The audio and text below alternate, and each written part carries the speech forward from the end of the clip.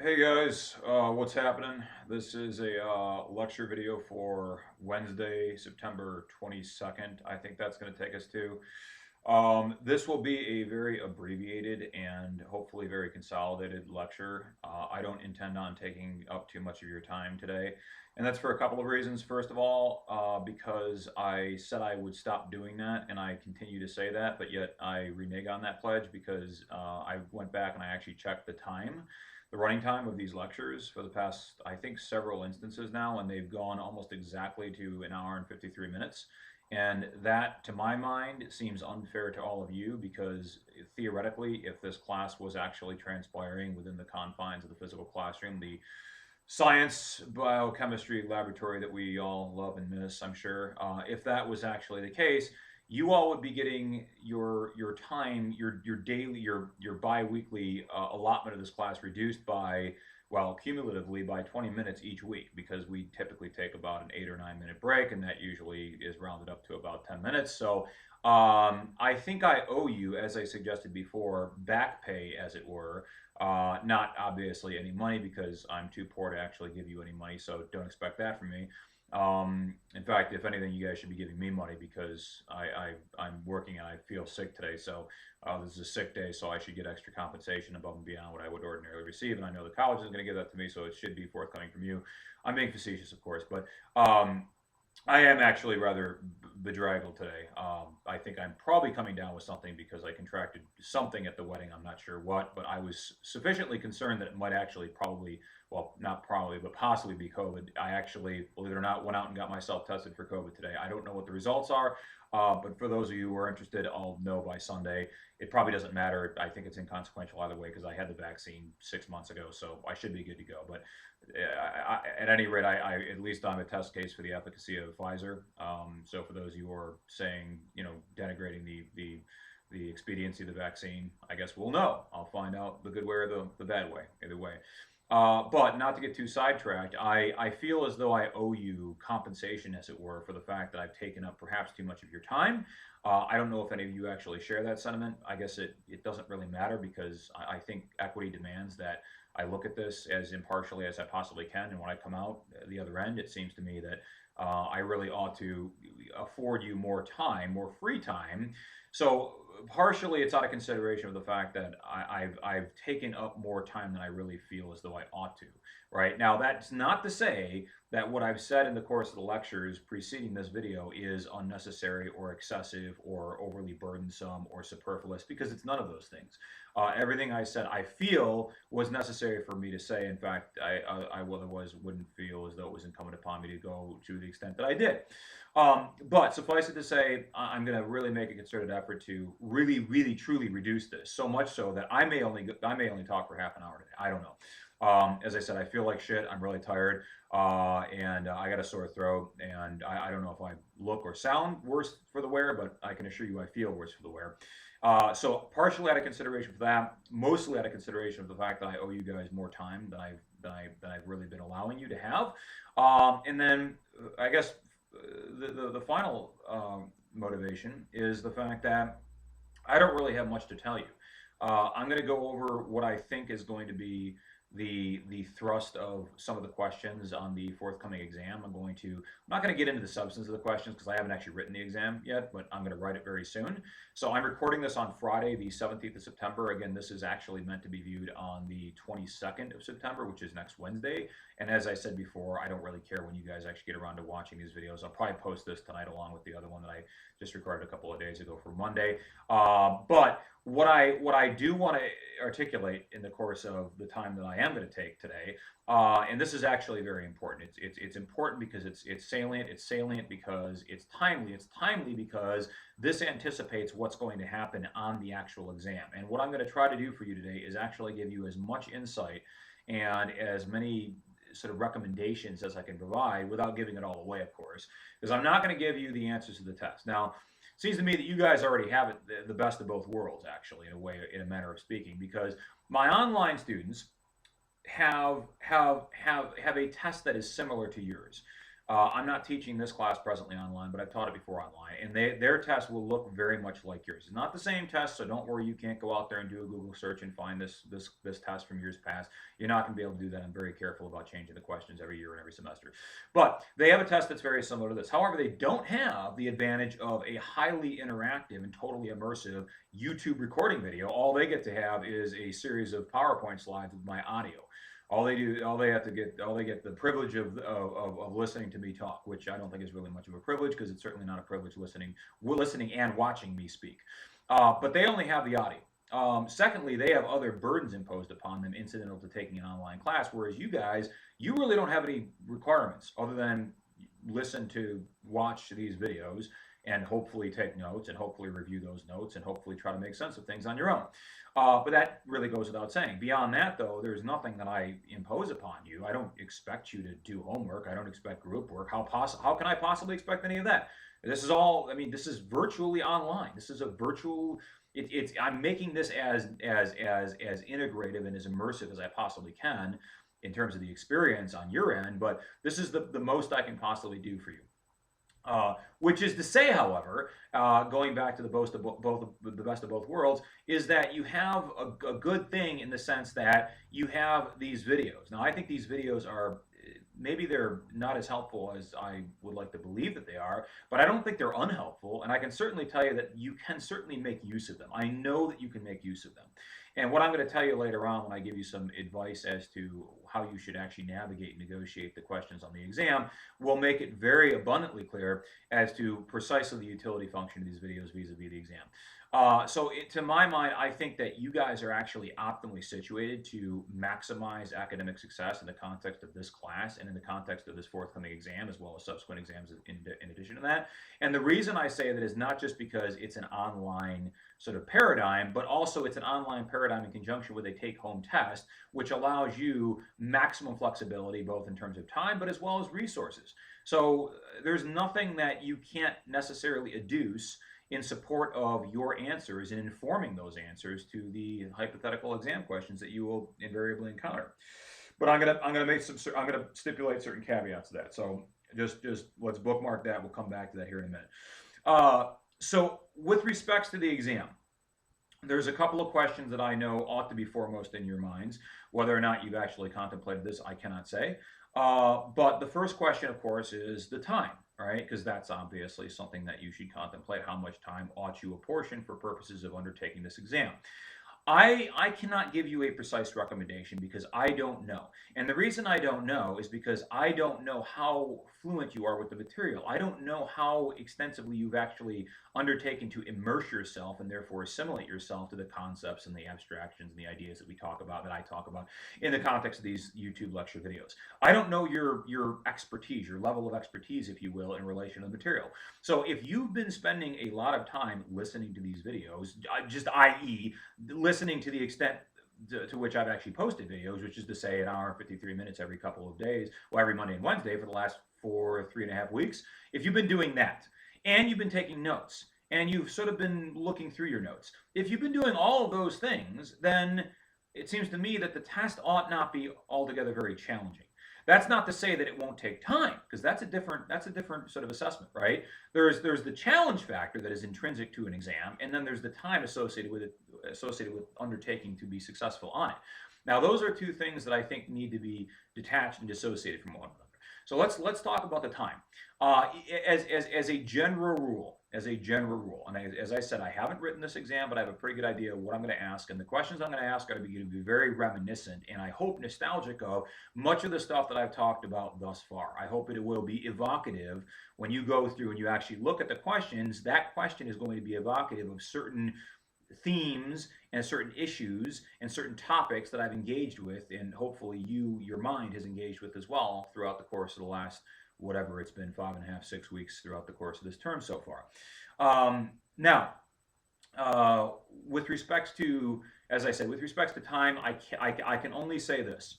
There's a good reason as to why I am going to give you one of the days off next week, right? Again, you should be listening to this on the 22nd of September, which means the week after that will be the 29th and the 27th. The 27th will be a Monday and the 29th will be a Wednesday, I believe, right? So there's a reason why I'm not going to impose upon any of you the burden of actually having to listen to me talk on YouTube for an hour and 53 minutes or however long I happen to go for that recording session that I happen to make. I'm just going to make one recording session for that week, i.e. our exam week. And the reason I'm doing that, as I mentioned before, if you don't know the precise rationale for that, go back and listen to the video that precedes this, the one for Monday, not this video, because I actually articulate that in a very elaborate manner. But one of the reasons is because I want to ensure that none of you can come back after the fact and say, I didn't have enough time, Jeff. You didn't give me enough time. Well, that's, to my mind, is obviously a farcical and silly explanation. It does not actually work out that way. No. Now that's not to say that if you merely allocate the hour and 53 minutes that you would otherwise be allocating for either Monday or Wednesday's class. I haven't decided which one I'm not going to record a lecture video for, but the one that you don't have to spend time watching a lecture video for. If all you do is spend an hour and 53 minutes in preparation for this exam or undertaking the exam, because there's really no preparation. It's just looking at the questions and then going out there and trying to reconcile the material that you have with what's actually being asked of you. But if you only take an hour and 53 minutes to answer those questions, in my personal professional judgment, based on my having taught this class and others similarly situated to it over the course of the last 10 years, I would strongly believe that you would be doing yourself a tremendous disservice. If all you did is spend an hour and 53 minutes, in fact, if all you did is spend 2.5 hours, I still think that would probably be inadequate for purposes of taking this exam. Now, before any of you think that I'm imposing upon you something that is unduly onerous, that this is excessive, this is overburdensome, okay? Consider this. This is a 4 credit hour college course. You are getting 4 credit hours. You are deriving that value, that utility value from this experience, in addition to whatever other intrinsic value you can associate it with actually learning and becoming more edified with respect to the things that we talk about. So there's that, right? But what does that mean? Well, this is a 4 credit hour course. Now, consider what that entails. 4 credit hours, right? That means every week you should ostensibly be spending at least 4 hours just listening, just doing things that fall under the scope of the actual physical class meeting time, okay? Now, do I really expect you guys to do a whole hell of a lot else beyond just listening to these lecture videos? No, actually, the answer to that is no. I don't expect you to do really anything except listening to the lecture videos, right? And do I actually reasonably and honestly expect you to listen to the entirety of each and every one of these videos that I put out there? Well, the answer to that is that's a trick question, because I guess it really depends. Okay, some of you perhaps need to listen to every single thing that I say, because it's not all of it is equally important, but most of it is somewhat important. And for those of you who don't think it's important, well, you're going to find out the hard way when you actually take this exam. But do I expect you to actually be investing just voluminous amounts of time on a weekly basis to this class? No, I don't. Is this class really effort intensive? Discounting, of course, notwithstanding the exams. No, I don't think it is. It's just listen, it's assimilate, it's take notes, it's pay attention, right? It's try to be as engaged as you possibly can, as YouTube will allow for you to be. That's all it is, okay? That's all it is. It's go onto YouTube, listen to this guy talk for an hour and 53 minutes, take some notes, go home, end of day, game over, and that's it, right? That's all it has been thus far, or it has been a simulacrum of that when we were actually in the classroom. But it hasn't been anything more than that. It hasn't been group work. It hasn't been participation. It hasn't even been, you better stay awake because otherwise there's going to be dire consequences. I mean, I know I insinuated that there would be, but I don't actually do anything, okay? So it seems to me that the only thing that your grade and your success in the context of this class is really going to be predicated on is, in fact, the exams. Now, there's only 3 exams, okay? And that's it. Right? Because there's no homework, there's no group work, there's no participation, there's no other ancillary requirements associated with completing this class. What does that mean, therefore?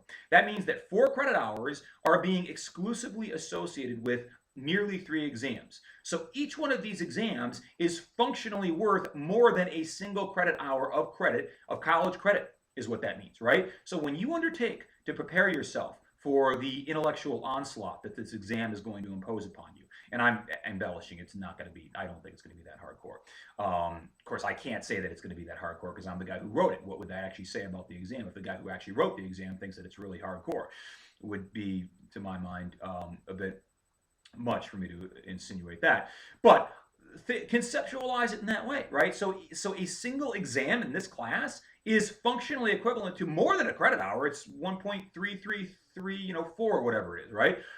Credit hours, right? So that's a lot.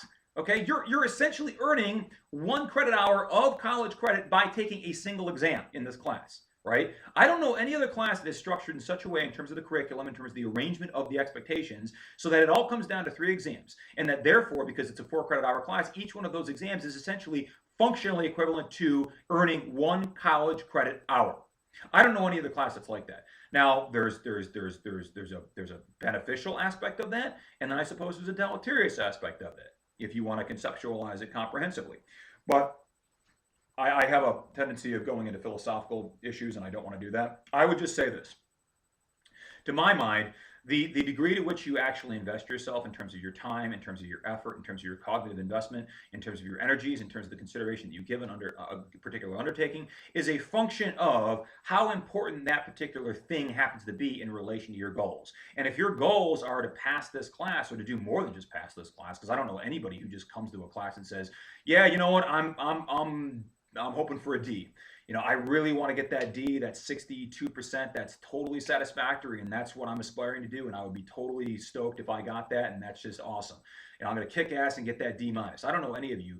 I mean, if that's your mentality, you can keep that to yourself. I mean, I guess you can confide in me. I really don't care, because there was a time, a very long time ago, when I was your guys' age, when I was a D student, actually. In fact, I was such a mediocre and subpar student that I actually ended up in remedial courses when I was at Michigan State University, because I was so stupid with respects to my inability to comprehend certain subjects that they sent me to remedial courses, because those are courses for people who don't naturally intuitively understand things. So it has to be made more concrete, and force yourself to assimilate to that stuff. So I know what it's like if you're somebody who doesn't succeed easily academically, because I was like you. I was similarly situated to you for most of my undergraduate years, and then I got really, really hardcore. I got more serious academically and intellectually as I progressed in my graduate work. But I'm not going to sit here and brag, because I sound like a bloviating narcissist if I do that. And I don't like those kinds of people, because hence my remarks about Trump. Now, what else can I say about the exam that may alleviate concerns that any of you may conceivably have? I don't personally think that this exam is going to be particularly challenging. That's not to say that it's not going to take some effort, because anything worth having will always necessarily axiomatically take effort, right? Otherwise, it wouldn't be worth having. It was just easy to do. So it's going to take effort. What should you be doing? Okay, because I know that is a very important question, one that is extremely prescient, and one that I think I probably ought to address as proactively and comprehensively as I can. What should you be doing? Well, the questions that I'm asking on this exam, and on all exams, on all 3 of the exams associated with this course, will only exclusively concern themselves with material that I have addressed, that I have engaged with substantively in the course of our experiences together. E.g., I'm not going to be talking about stuff that falls beyond the purview of the narrow confines, the actual time strictures that have been imposed upon us in terms of what we actually delve into, explore together in the course of our time, either virtually via YouTube or physically, actually interpersonally, in the context of the physical classroom that we were in, what we shared together for the first 2 weeks of the semester. So anything that I say in the course of the time that I am speaking is fair game for the test. Now, what is the inference? What is the negative inference that you can impute to that? Well, the negative inference is that, therefore, anything that I don't say or talk about or elucidate or elaborate on is not necessarily fair game for the test. And so things that do not concern themselves with the substance of what it is I'm talking about at any given time throughout the course of the last 6 weeks are not going to be relevant to the exam questions. And if they are not relevant, it does not serve or further your purposes to actually adduce anything that is superfluous, because it is not relevant, and therefore it will not advantage you in any way. So what I would recommend, therefore, is that you confine your remarks to material, to reminiscing and adducing material that specifically engages with what I've said thus far in the scope of the lectures. This is, as I said, on the very first day, I think, of class, I said this is a lecture-based class, and I really do mean that. It is exclusively predicated on, well, I can't say exclusively, because that's not a categorical rule. It's almost exclusively, and the only exception to that, the only caveat is when some of these questions may pertain in some vicarious way to what the author is asserting in his book. But even then, I talk about the author. I talk about the author almost as much as I talk about the French Revolution, which is to say I talk a hell of a lot about the author. And if you guys remember, all the way back about 3.5 weeks ago, I spent at least, I think, in the entirety of one course, the entirety of one class period, and then almost the entirety of the subsequent class period, just engaging with what our author happened to say in the context of a YouTube video. right? So that gives you a lot of potential testable material, which of course is going to be fair game for this forthcoming test. Now, back to the, I know I haven't given you guys a real definitive answer in terms of time, and I'm very painfully cognizant of that. But as I said, I can't really, I mean, I would have to give you a conditional response or a qualified answer. And the answer is this. I would think, I would think it would not be unreasonable for me to expect you guys, any one of you, okay, and this is going to be highly variable depending on individual considerations that I can't possibly assess because I don't know you guys well enough and because I'm not interfacing with you directly and I don't know how well you're actually assimilating yourself to the material in these lectures or whether or not you're listening or whether you're taking notes and et cetera, et cetera. So I can't give you a fair and accurate prognostication in terms of how much time precisely it's going to take with respects to how much time you should be applying to the exam. I can't give you that, but I can give you a ballpark figure. I would say if you're spending any less than 3 hours on the test in total, I would say that that's insufficient. And if you're doing that, you're only doing yourself a disservice. Okay. Now again, reconcile that time. 3 hours. 3 hours is equivalent to earning 1.3 credit hours in a college credit course. Now, I think that that's not an undue burden. I think that that's not unduly onerous. I don't think that's unduly burdensome. I don't think that's too much for me to impose upon any of you, particularly considering the fact that I'm going to try to constrain my remarks and make this only about an hour at most. And then next week, you're only going to have one lecture video to listen to. So I think that I don't think I'm being I don't think I'm being unreasonable with respect to asking you to spend at least 3 hours when contemplating your answers to these questions. Now, the other thing, one of the conspicuous failures that I happen to notice that is sort of systemic throughout across time and across various classes and across various disciplines, because I teach political science, criminal justice, in addition to history, and no matter who it is, no matter where they are, no matter where they come from or what kind of student they are, students consistently underestimate the volume of the answer of the question that they have to provide, which is to say that they oftentimes, almost always, give me far less than what I'm actually looking for in response to a particular question. So you cannot be overly broad. You cannot be excessive in terms of the scope and the comprehensiveness of your response. Now, if you include things that are indeed irrelevant or superfluous to the actual question, I'm not going to discount points, right? So you can throw in everything under the sun if you really want and just hope that some of that stuff is relevant and some of that stuff I will assign merit to, right? But I'm not going to discount if you just go off on tangents. Now that what that means, therefore, is if you want to avoid having to undertake this extremely tedious process of just trying to adduce every possible conceivable tidbit of information that could possibly fall into the rubric of a particular question, if you want to avoid that, you want to be more succinct and more direct and more concise, then understand what it is these questions pertain to. Which brings me to probably my next point, and my most important point certainly, which is to say that what you're really doing, what I'm really asking you to do, I'm testing a couple of things. First of all, I'm testing listening comprehension skills. What that really comes down to is a matter of looking at the question, okay, understanding what it is I'm asking in the question. If any of you don't understand the questions, it is incumbent upon you to contact me, to reach out to me of your own volition, because I can't know what you don't know. All right. And if you don't tell me that Jimmy or Tommy or Mary or Bob, there's none of those people in this class, but hypothetically, any one of you who doesn't understand any of those questions, I can't know that you don't understand this question. All right. Unless you affirmatively apprise me of the fact that you have comprehension issues. And that's fine. I'm not going to begrudge you that. I tend to write in a fairly florid and lavish manner. And if you can't understand the vocabulary, if you can understand what it is I'm actually trying to solicit from you in terms of information, in terms of actually getting some kind of understanding from you, then you have to contact me and you have to ask me to further clarify and represent this in a more coherent manner so that you do apprehend precisely what it is I'm asking. Because if you don't understand the question and then you give me an answer that is inconsistent with what I'm expecting you to give me, and then you lose points on account of your lack of comprehension, guess whose fault that is? Don't look to me because it's not me. Okay, you look no further than the mirror because you have only yourself to blame for that fact, if in fact that materializes in that way, which I hope it doesn't. So that's fair warning. All right, this is fair warning. Okay. Secondly, since it is listening comprehension, what is the trick? Is there a trick? People ask me, is there a shortcut? Is there a quick and dirty way of is being successful on these tests? And I would say, actually, yes, there is. Right now, it's harder for this class because this class is not based on PowerPoint slides so much. It's more based on just YouTube videos. And with PowerPoint slides, you can actually sort of navigate based on the themes that are associated with any given slide. So you can look at a particular slide. You can say, well, he's talking about, I don't know, the trial of Louis the 14th or something on this particular slide, right? And so therefore, if there's a question that pertains to the apportionment of legal culpability to Louis XIV, the assignation of legal guilt to Louis XIV, well, you go to that slide and then you just click listen, and that's the audio file, and I talk about that, and then you sort of reconcile the content of what I'm saying in that slide with the question, and that will inform your answer to that question with respect to the insights that you derive out of what I'm saying.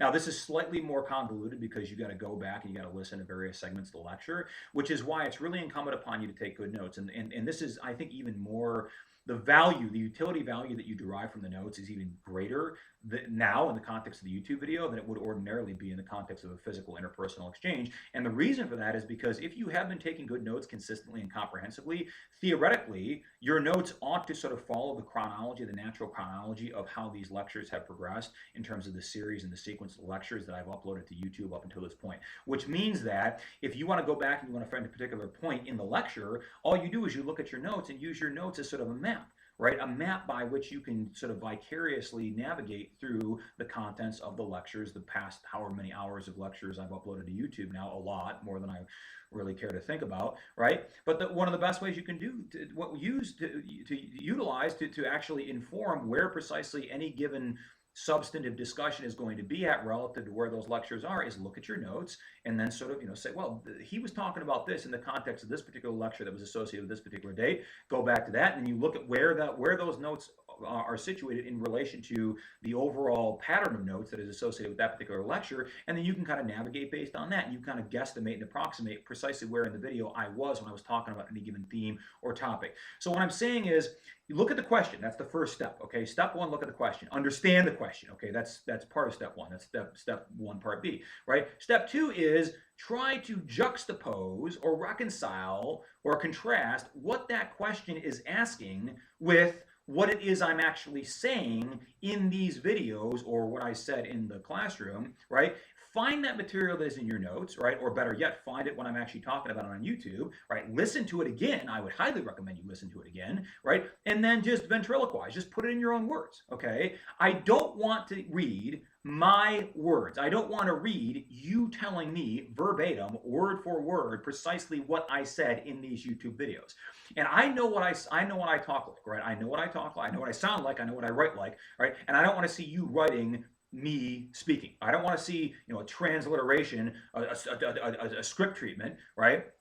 I don't want to see that. All right. I don't want to see the script of these videos that you're just recapitulating precisely verbatim everything that I said. I want you to put this in your own words and explain these concepts and these themes and these ideas and all the abstractions that I engage with in the course of this lecture series. You explain that to in a way that is satisfactory for you to understand it, and for hopefully some just average schmuck on the street that walks up to you and says, tell me about the French Revolution and why this may not have been such a great thing for most French people, right? You explain it in your words, right? I don't want to hear my verbose vocabulary because I'm going to know that that's coming from me and not from you, all right? And I don't want that, all right? Because that suggests lack of originality, it suggests lack of creativity, and above all, it suggests lack of effort, right? So I don't want to see that. I want to see the effort part. At the time, yes, this is a bit tedious. Yes, you have to go back and find the lecture video where I'm actually talking about the stuff that is associated with any given question, but that's just par for the course, and I can't do it any other way. And you should, by the way, you guys should all be grateful that it is the way that it is, and it's not the other way. Because if we were doing Zoom, and I think I alluded to just how horrible and intolerable and insufferable this would be if in fact we were doing Zoom, because that would mean I would reasonably expect you guys to actually physically be in a classroom, and you would actually have to take an actual test, and you wouldn't be able to use your notes, and there would be no pre-recorded lecture videos, and you wouldn't be able to look at any outside resources, and you'd only have an hour and 53 minutes to take the test. Whereas this, not unlimited time, but nearly unlimited time, and I don't want to say unlimited resources because there's really only few resources that actually have bearing, that are probative in relation to your enhancing your understanding of the actual questions. So, but go back and listen to these lecture videos again, or at least find the area in the lecture video that actually pertains to the question that I happen to be asking at a given point in time, right? That's what I would recommend you do. And don't fail to be overly inclusive, okay? Be as inclusive as you want to be, right? I don't care. I don't penalize overly elaborate responses, whereas I do penalize you if your analysis is insufficient for purposes of the question, okay? So I want you guys to think about these things, and I want you to be able to explain them consistent with how I conceptualize these ideas, right? For instance, the guilt phase of the tribunal of Louis XIV. I know I was calling him Louis XVI last time. I was, as I said, I don't expect you guys to know proper names and dates in history because I myself, the historian here, right, the guy who ostensibly understands this stuff better than any of you, I don't even know the freaking names. Okay, I mean, I know the guy, I got the guy's first name right, but I didn't get the number after his name right. As if that really matters. Who cares? He could be Louis the 23rd for all we care, right? Louis the 14th, though, not Louis the 16th. But we go back to the guilt phase, right? And I made an argument last time I was talking in this YouTube video, I made an argument which suggested that there was a pretty good reason as to why the National Assembly, acting as the judge, jury, and executioner vis-a-vis the former king, why they decided it had to be death. Okay, now I can ask you a question about that. Now I don't want to hear, in my own words, precisely why you think it had to be death, right? Precisely, again. But I do want you, so I don't want you to ventriloquize or transliterate or take verbatim what I'm saying, okay? The actual words. I don't want to see a recapitulation of that. What I do want to see is you, in some way, articulate to me that you have actually assimilated and apprehended and understood the argument that I'm making. Okay, that's what is important. Because yes, we deal with abstractions in history. Yes, we deal with some contrived, things that are difficult to conceptualize. That's the nature of the game. That's just the way it is. Okay, don't hate the player, hate the game. Okay, if you don't want to be here, don't blame me. Hate history. I mean, there's not really a lot to hate because it's just fact, but that's the kind of analysis that this kind of stuff lends itself to. So that's the kind of thing that you're going to encounter in the course of the exam. What else can I say? The final remarks concerning the exam. First of all, I'm going to be sending you guys an email. Today is Friday. I'm probably going to be sending this email within the next 48 hours. So if you don't get an email from me, probably Jay puts at B. I shouldn't be saying this because I don't want to publicize my email address. I have no idea who actually watches these YouTube videos besides you guys. Probably, hopefully, nobody else. But I think about last year, I had a YouTube video that I put out there, and it had like 70 views, and there was only like 15 people in the class. No, it was less than that. It was like 10 people in the class. It was like a class this size, right? I don't know who those other people were. And I think each and every view is associated with like somebody logging in from a different web address, from a different IP address. I think that's the way it works on YouTube. So I don't know who those 60 other people were that were actually watching my video. So that's why I don't give a lot of personal information out here. I don't give my address here. I don't give my social security number or my birthday. I don't give any of that stuff because if I did, there'd be some Zimbabwe prince or something from Nigeria that would be masquerading as Jeff puts over there the next day, and I wouldn't have, I'd have even less money than I do right now, which is to say not much less. But so I got to be very careful about that. Now, going back to what I was saying, though, it is absolutely essential for you to convince me that you understand the basic themes and the concepts that I have talked about in the scope of these lectures. Because if you haven't convinced me of that, then there's no good reason why I should actually award you with sufficient credit to actually pass the test, right? So it's your duty to convince me that you know what the hell you're talking about and demonstrate to my satisfaction that you know what you're talking about sufficiently so that you can actually clearly articulate to me, intelligibly articulate to me, these are the main ideas, these are the concepts, here's the argument, here's the other side of the argument, and this is how it comes out, right? Now, of course, that's a very pithy way a very paltry way of describing it, but that's sort of encapsulates the idea in terms of what you actually ought to aspire to do in the context of these exams. Now, going back to the email, all right, I'm going to send out an email in about 2 days. If you don't get email between now and the time that you're actually listening to this lecture, that will be next Wednesday. If you don't get an email from me, which contains the exam template, it's just questions, not answers, right? It's just a bunch of questions, right? And it's essentially, it's not fill in the blank, but it's fill in the space below the question. And you take as much space as you want. There's I don't know, 17 spaces because I got them spaced out on the test. You're getting it's a Word document, right? But you fill up as much space as you want, right? I don't care if you write me 10 pages, a dissertation. I'll read it. I have an obligation to read it, right? I'll grade it based on the content of what you said, based on how compelling it is, right? But there is no limitation in terms of just how much you can say in response to any given question. So use that to your advantage, right? I'm not imposing certain strictures in terms of content, right, in terms of the scope and the breadth of what you say, and that to my mind plays to your advantage because you can just go and elaborate and meander all over the place. Now I think that would be very tedious. As I said, it would be a very cumbersome undertaking, would take a hell of a lot of time, and that's why it behooves you to really know what the hell you're talking about. So be concise and be precise, and that will save you time and it will save you effort. But make sure you get that test, because otherwise you're up shit's creek, right? And it's incumbent upon you. I mean, it's incumbent upon me to ensure that I'm doing my diligence by making the best effort that I can to properly disseminate and promulgate this exam to you guys. So I will be sending it to you via 2 emails. I'll be sending it via the standard email that I use, which I'm not going to say on YouTube because anybody can find that out. And I'm also going to be sending it disseminating it via my GCC email. So if you still don't have it at that point, then the burden is on you at that point to inform me that you haven't yet received that email, which contains the test template, which is the only way you can actually successfully undertake to take this exam. And the only reason I'm belaboring this point is because one of you, I'm not going to say who, but one of you expressed some concern about the viability of email communications, and I'm not sure whether or not all my emails are getting through to that individual. So if that's a concern for you, right? Well, I guess if that's a concern for you, it's a catch-22 because you won't be getting the email that I will send with the URL link for this video, so you won't actually hear what I'm saying. So you're going to be in the dark completely and off the grid entirely, and either way, you're screwed. Okay, so anything else that I can think about in terms of the test? No, not really. I guess all I would say is don't underestimate the expectations that I have for you on this test, because they are, I think, understandably and reasonably high. And the only reason they are as high as they are is because, first of all, this is a college course for college credit, and therefore I think it's well within my rights to expect you to comport yourself in a manner befitting of a college student. Secondly, as I said, I think more importantly, I mean, this is really the essential thrust of my argument, this class only comes down to exams. It's really all about the exams, and the exams are just all about the essay questions which are contained therein. And so if you're not going to do well on the exam questions, and you're not going to be doing well on the exams, and you're not going to be doing well in the course. So it's really all about analytical writing in this class, right? And that's what I'm looking for.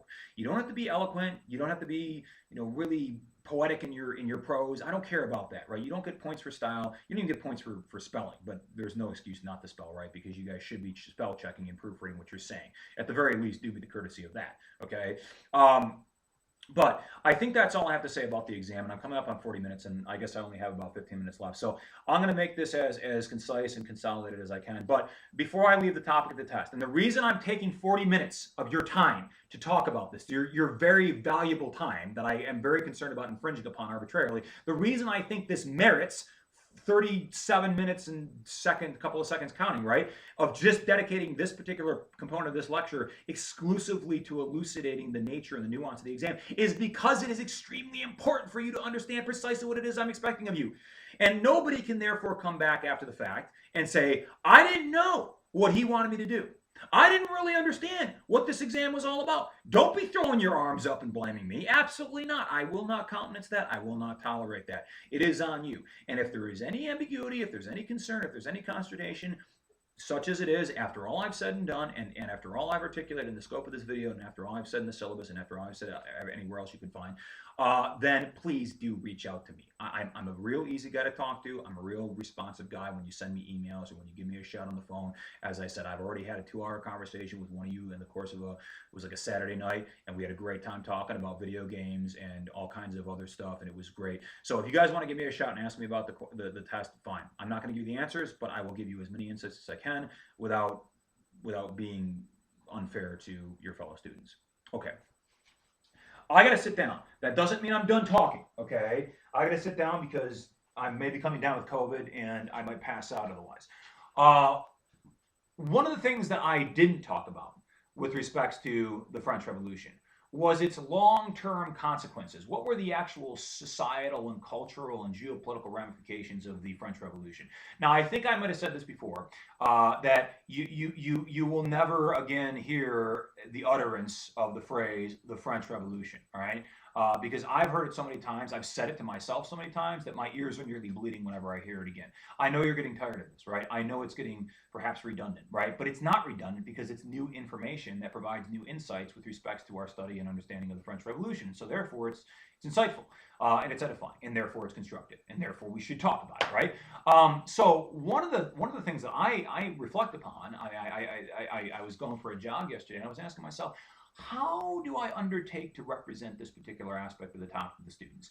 And the answer that came to my mind as I was jogging, and I actually was feeling like I was going to throw up because I was getting sick from what I believe may actually be COVID, I thought to myself, well, reconcile the results the actual tangible historical, societal, cultural, geopolitical ramifications and results of the French Revolution with the aspirations, the objectives of the French Revolution. Now, how do you know the objectives of anybody?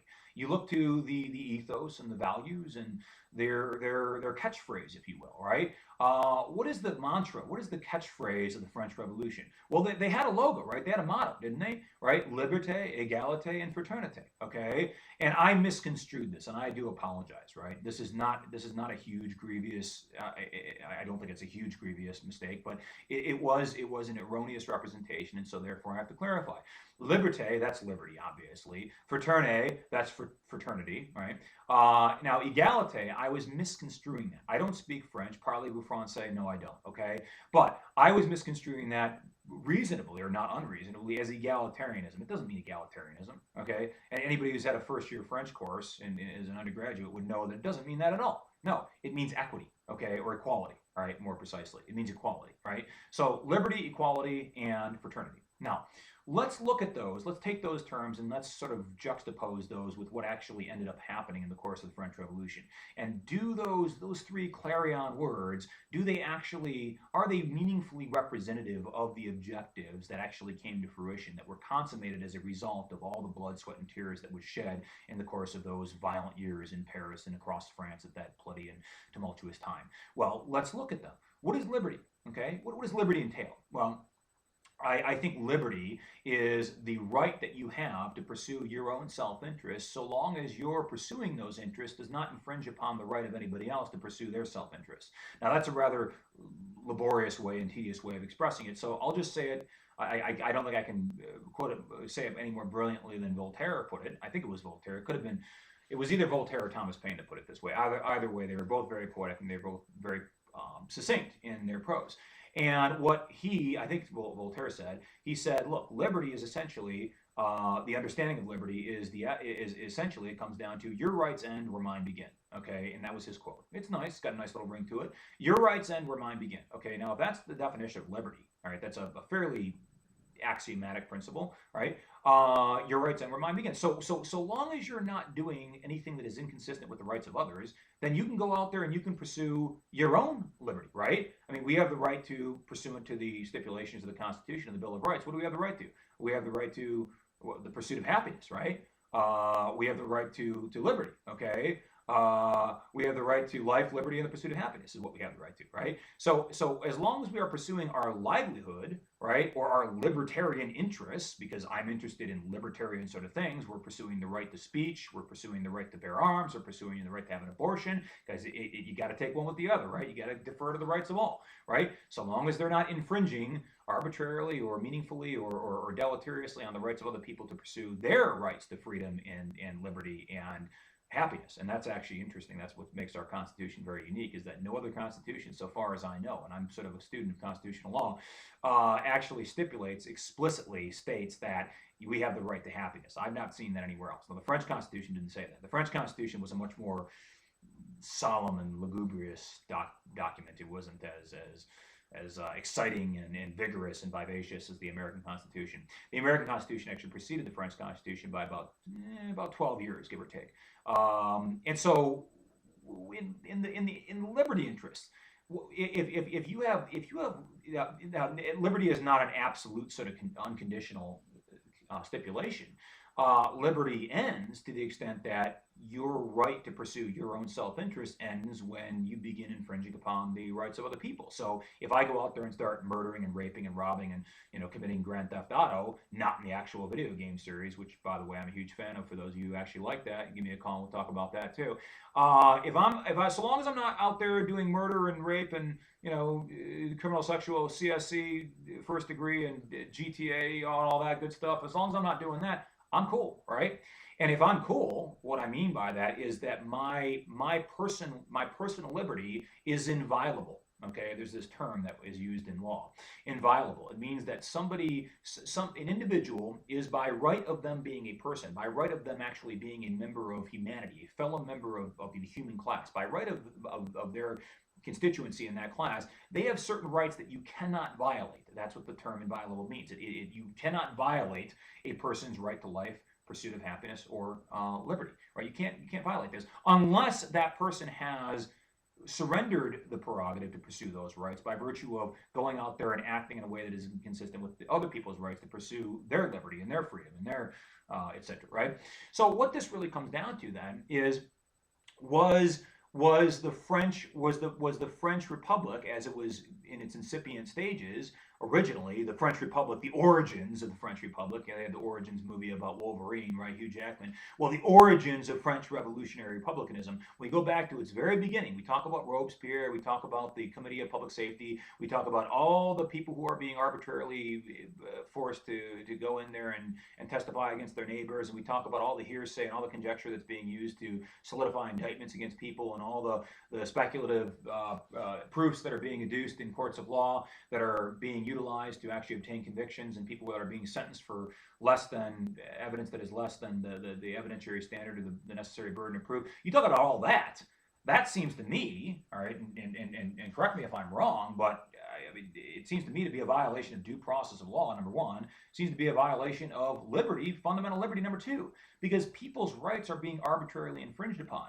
And due process of law is saying, well, you have the right to have your liberty interests looked after and guaranteed, and we're not going to dispossess you of that liberty unless and until you've been a judge and your guilt has been adjudicated by a jury of your peers or by a fair and impartial decision maker who adjudges your guilt on a basis of a fair consideration of objectively discernible facts.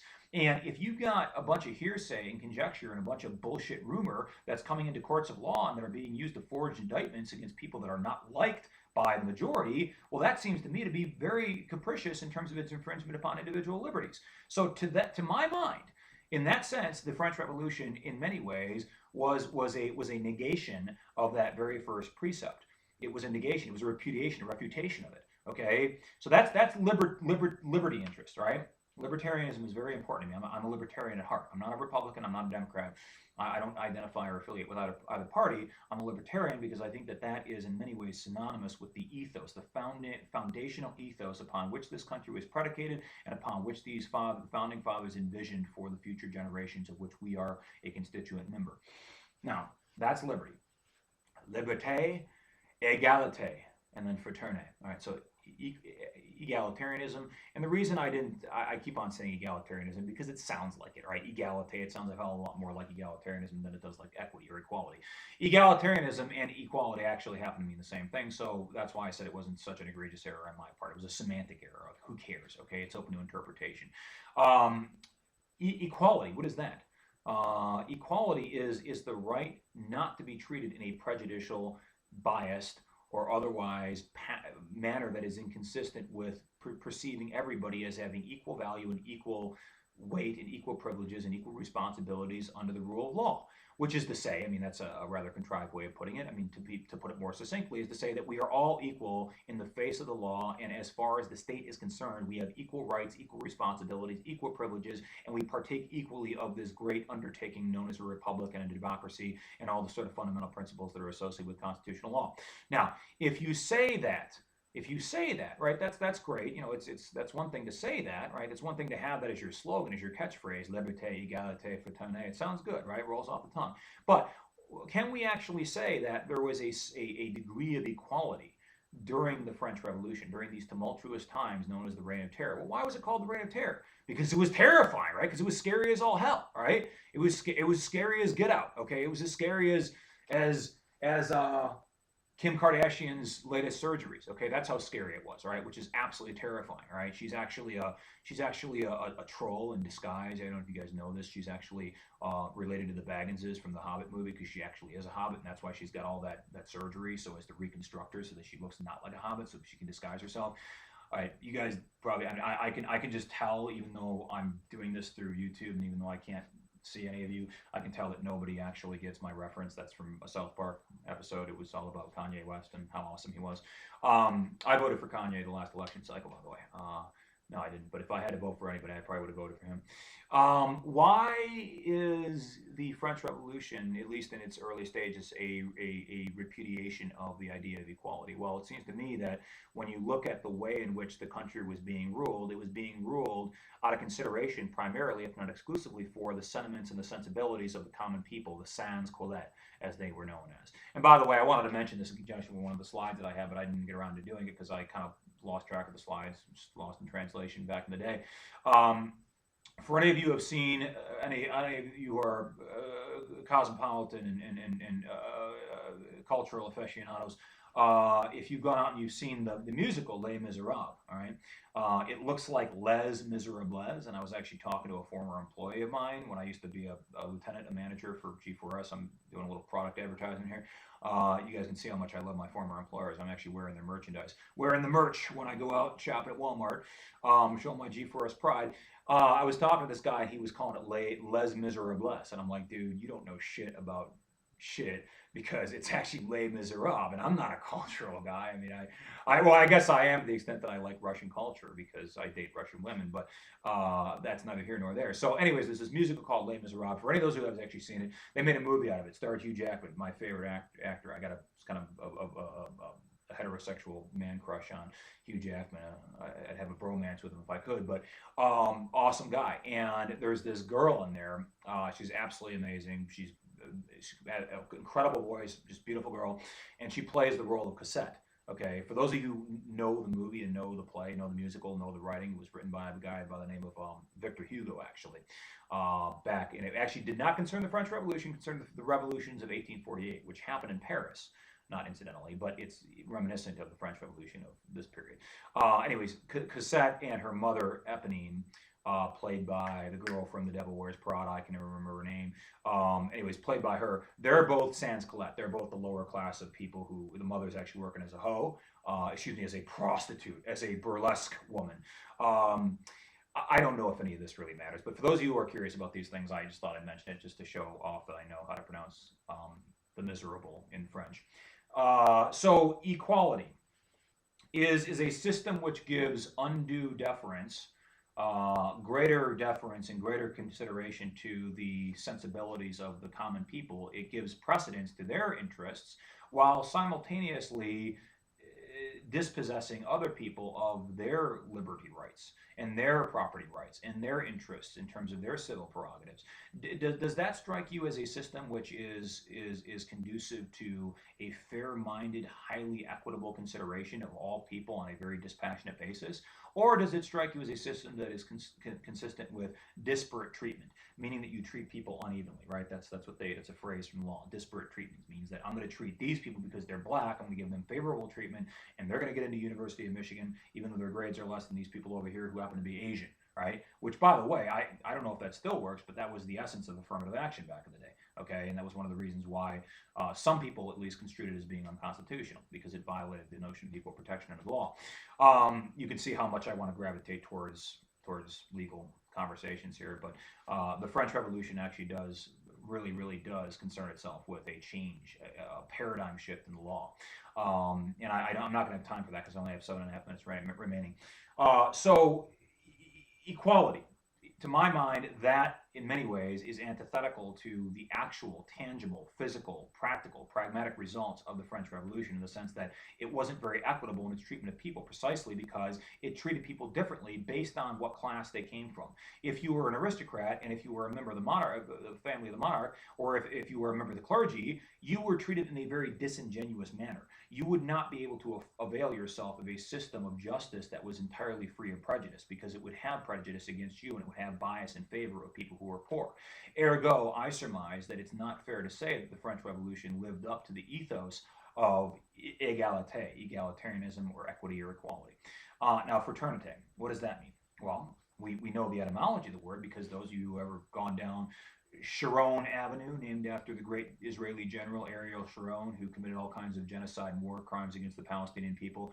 Ha ha ha, that's a stupid joke, actually, which is disparaging of the Israeli nation, but actually not unduly so, because Ariel Sharon was, in fact, a war criminal. Go and look it up. He's got indictments against him at The Hague. Sharon Avenue. Take a Sharon Avenue, not Sharon. Sharon Avenue. Go down there. Go find the places that have these Greek letters out in front. Okay, right? And what do we call those places? They're houses, right? They're houses where there's a lot of a lot of Xbox being played, and there's a lot of tequila on the shelf, and there's other cool stuff going on there, right? We call them fraternities, right? Why do we? What is fraternity? What is the essence of a fraternity? Why do they call them fraternities? Well, fraternity is evocative of the root word, which is fraternal. All right, to have a fraternal organization is to accentuate and emphasize the elements of camaraderie and solidarity, that there's a sense of fraternity amongst police officers, particularly now when society writ large is in many ways antithetical to policing, especially in minority communities. And so police have, in many communities, closed ranks. They call about this the thin blue line, right? And there's a sense of common interest, and there's a sense that we need to watch each other's backs and look out for one another. I actually have a funny fraternity story from my days at Michigan State University. I'm not sure if I should tell it over the YouTube, but there was a fraternity across the street from my dorm. I lived in Mason Abbott Hall back in '99 through 2004. Yes, I was there for 5 years, not because I was getting a master's degree, because I was stupid and retarded and I was effing off most of the time and drinking a lot of booze and playing a lot of video games. And I was the best video game player of Nintendo 64, WrestleMania, GoldenEye, and Wave Race in the entire dorm. Not just my floor, but the entire dorm, inclusive of probably 600 guys that lived in that dorm and girls, and I could beat them all. Well, I don't know, because I didn't play against all of them, but that's to just remark upon the excellence of my video gaming skills. So it wasn't all for naught that I spent 5 years there and didn't really learn a whole lot of academic stuff, but I learned a whole lot about Nintendo 64. I was in the LGBTQ friendly dorm, which was like the headquarters of gays and lesbians and transgender people. I didn't even actually know it when I signed up for a room in there. I just ended up going in there, and I didn't have a problem with it. In fact, my best friend throughout most of my years there at Michigan State was a gay guy. So I have no grievances whatsoever. It was a great experience. But the guys across the street at this fraternity didn't like us because we were the LGBTQ dorm, right? And they had a problem with that. And so they used to come over at our cafeteria, and we used to have these special events that celebrated Pride Week and Pride Month and whatever. And these guys would all come in there, and they'd be wearing like wigs, and they'd be dressed up in drag, and then they just like be all hella drunk, and they'd be like throwing things around and making a big ruckus, and then we'd have to kick them out of there because they were being disorderly.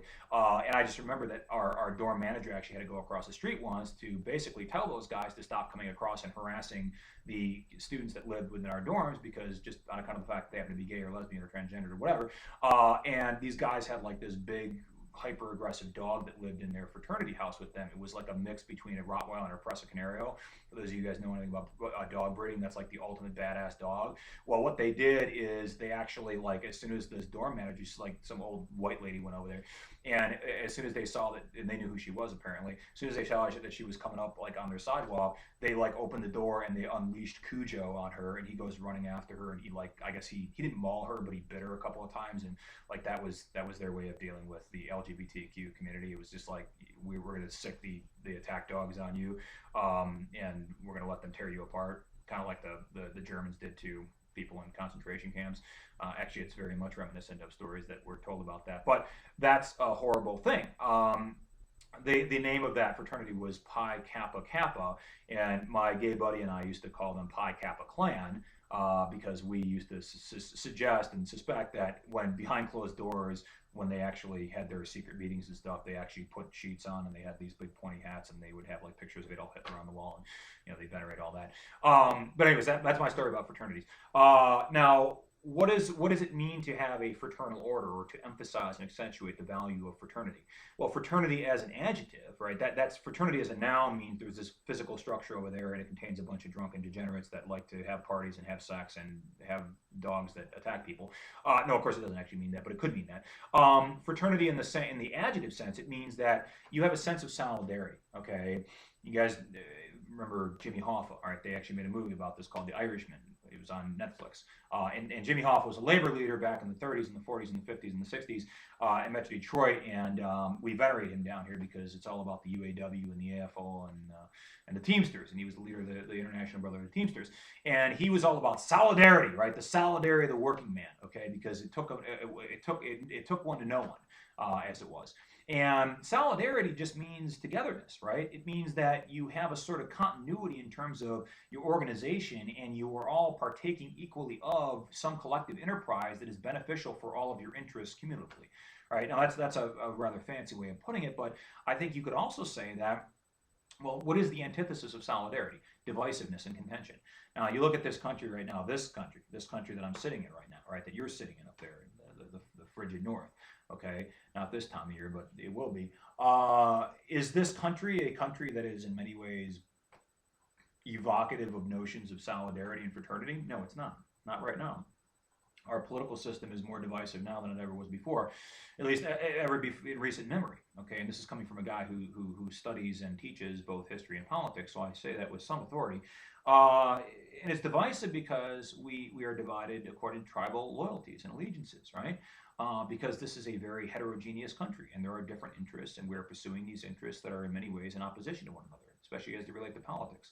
And that, to my mind, is in many ways consistent with what France was like at this time. There were many different interests. They were being pursued in a way that was antithetical to one another. You think about the diametric opposition between the monarchists on one hand and the Republicans, the radical Republicans who wanted change, who wanted a constitution that protected the rights of all people, ostensibly, allegedly, but in actuality, we find out that it's not reconciled with liberty. You think about those diametrically opposed interests, and they were very contentious. It was a very divisive time, which is to say there wasn't really a lot of solidarity. There really wasn't a lot of social, cultural, national cohesion, which is just another way of saying that in many ways it was antithetical to the notion of fraternity. Okay, so far we've gone down the list. I've gone right down the line. I've started with liberty, okay, and I went to equality. I went to equality, and now we got to fraternity, right?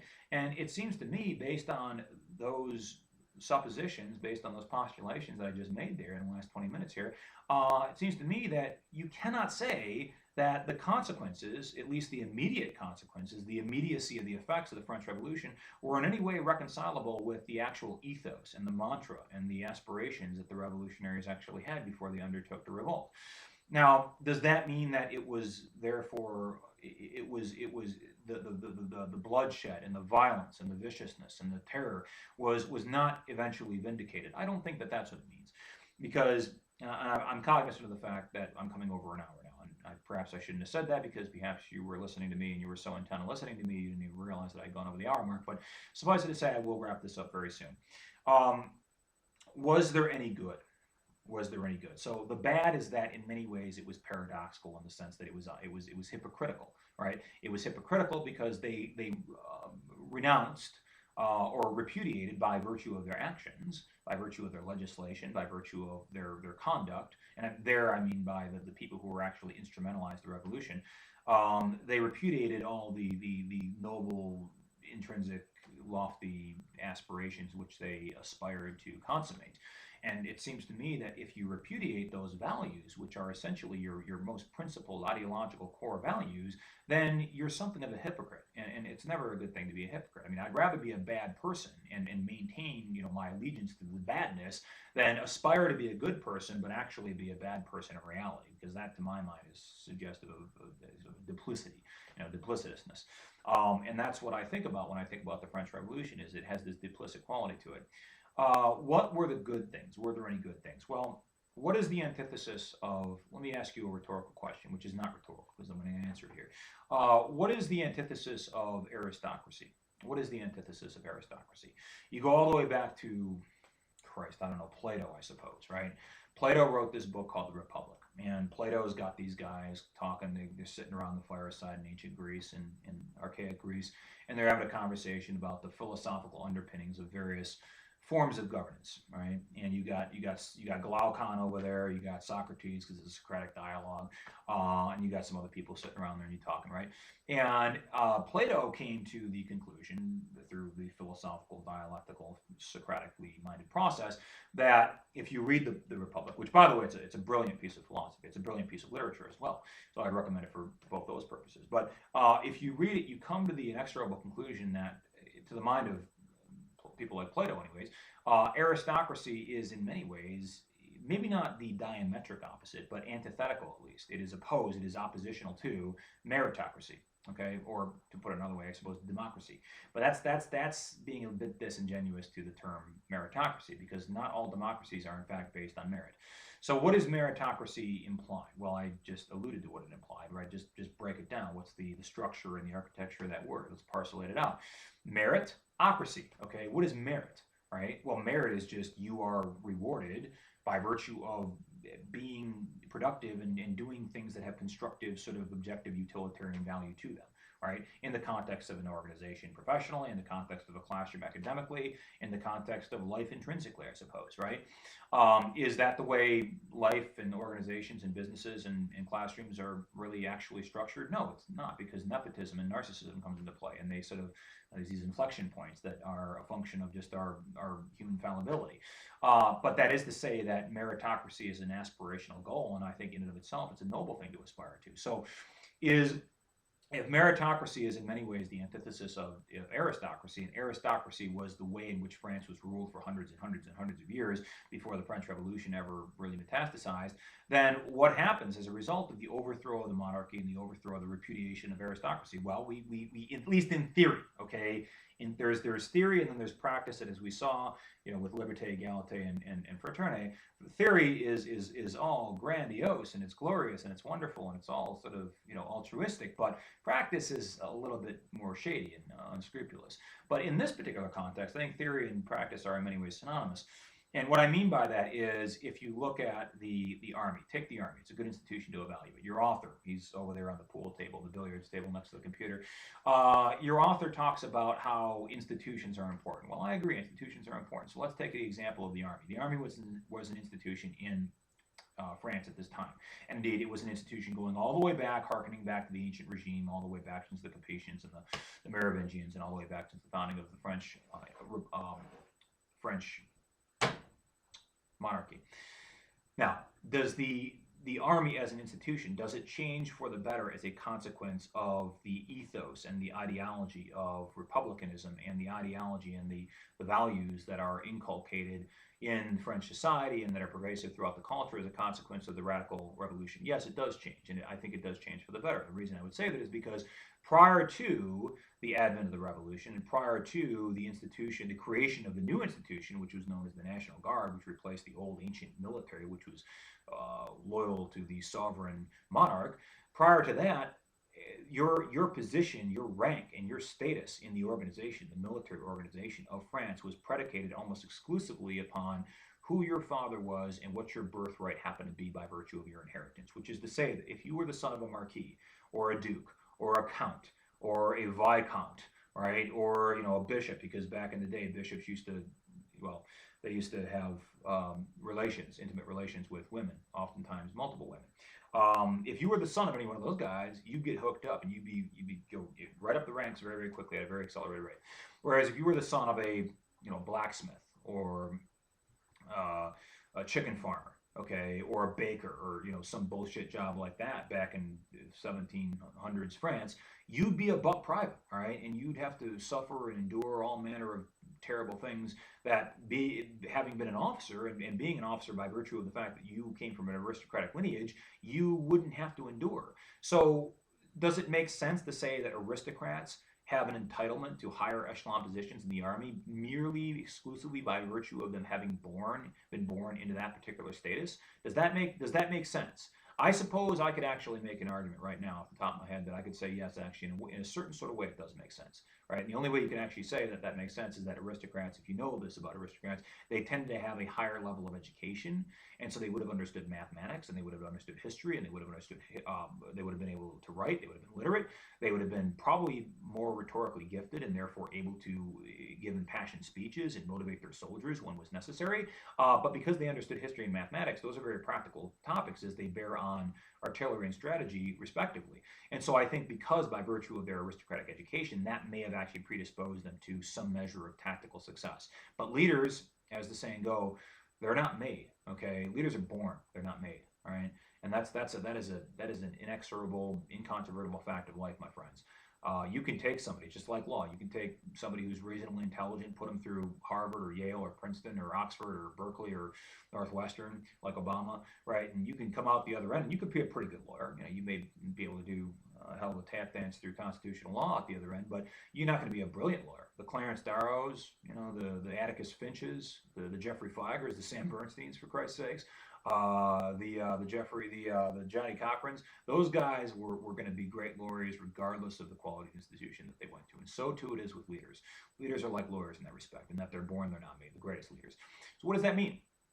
it means that no amount of education is necessarily going to predispose you to be a successful leader. Do you think Patton was a brilliant military leader, a very bold and audacious military leader by virtue of his intellectual qualities? Of course not. That's a farcical proposition.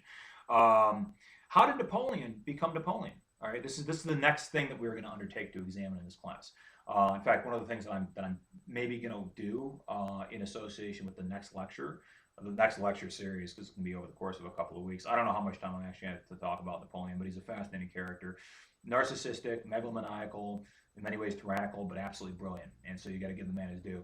What I was thinking about doing, and you guys can give me some feedback on this, is I'm going to actually wear my old uniform from military school. I don't know if I told you guys this, but I went to military school for 4 years. In fact, the ring that I wear, it's not an engagement ring; it's a military school ring. I was the cadet major, one of them. There was two of us. I was the third ranking guy in a battalion of about 380 kids. I took a lot of beat downs to get to that rank. In fact, I issued a few beat downs too. But I got this uniform, and it's really sort of gaudy, but it's really nice actually. It's got this nice sword, and it's got this sword belt. It's got this nice top hat with these like scrambled eggs because I was such a high rank. It's pretty badass, and I still fit into it. And I'm rather proud of that fact. So I was thinking about coming in here and giving the lecture in full uniform with my sword and reenacting some of the scenes from Napoleon's life and times, pretending that I'm actually Napoleon. And I got a little French accent I've been working on, so I can do that for you guys. Let me know whether or not that resonates with you, but I may not be able to do that while sober, so I think that fact may actually be preclusive of me actually wearing the uniform and doing this lecture because I can't do this while not sober because this is technically what I'm getting paid to do. So I would feel as though I'm drinking on the job even if I'm doing this at my house, just for shits and gigs, which I'm sort of doing that because I love this job. But anyways, that's that. Okay, I'm coming up in an hour and 10 minutes. I've shot the shit with you guys for entirely too long. And I appreciate your loyalty. I appreciate you listening to me. I actually got the mouse over here behind me today. Let me know, please. Let me know if you guys got any questions concerning anything that we talked about today. But most importantly, I really do implore all of you, most genuinely, to contact me. Please pick up the phone, call me. I don't care, whatever you got to do. But let me know if you got any questions about this test because this test is coming fast and furious. Right, it's coming like Vin Diesel in the back of a little in the front of a Mitsubishi. Right, it's coming at you like Vin Diesel in a GTX. Volkswagen with some massive, pipes on the exhaust, and it's been lowered by 2 inches, so that bitch is just riding right up on the top of the street. And I know that because that's what my brother drives. Right, that's how fast and furious this exam is coming at you. So you best strap yourself in with a 3-point seatbelt. And if you're not strapped in, well, you best call me because it's time to buck up. And as I like to say to all my students, it's either buck up or you uck up, right? You get the punchline. All right, thanks for listening, guys. Have a great day. Have a great weekend, and good luck on the test. I'm going to talk to you before then.